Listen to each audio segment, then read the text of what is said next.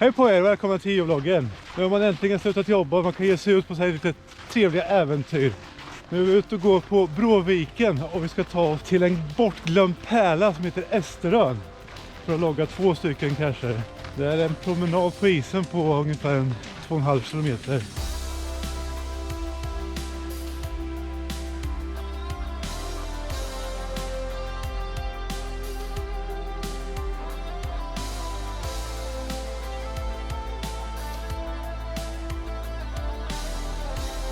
Nu har vi tagit oss från Kolmården där borta till Esterön.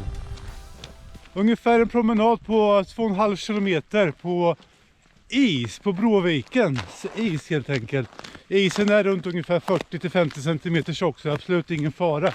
Under tiden som vi tar oss till den första cachen vi ska till, tänkte jag att jag skulle berätta lite om den här ön. Vad den har varit och lite sådär. Så här kommer en liten historielektion. På Esterön utanför Norrköping byggdes campingstugorna under 1960-talet när semesterlivet i skärgården blomstrade. Under flera decennier fylldes de av sommargäster, bad och grillkvällar och båtliv. Men någon gång på 1990-talet tystnade området. Idag står stugorna kvar, väderbitna och övergivna. Som ett eko från en tid då svenska sommaren betydde enkelhet, gemenskap och havet runt knuten.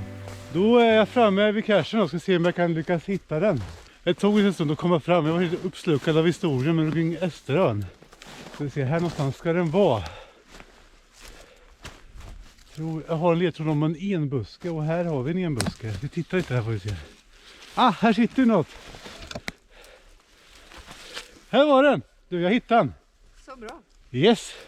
Vi signerar den och sticker vidare till nästa. Det finns ju en hel del att utforska på den här ön så att vi tar oss djupare in i den.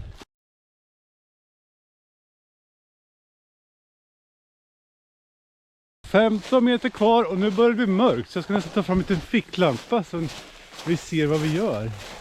Här har vi den. Här är en gran. Ja, men här är ju en gran och här är en en. Ja. Och här är ett hål in.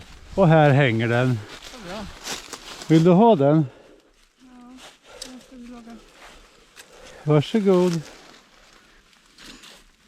Jag står kvar här inne i granen och förnurar lite på om de kommer göra någonting med den här ön någon gång. Det är många Norrköpingsbor som undrar, ska de ta tillbaka verksamheten på ön? Eller ska de låta det förfalla? Det är den stora frågan. Nu har lamporna slocknat på den här ön sedan länge.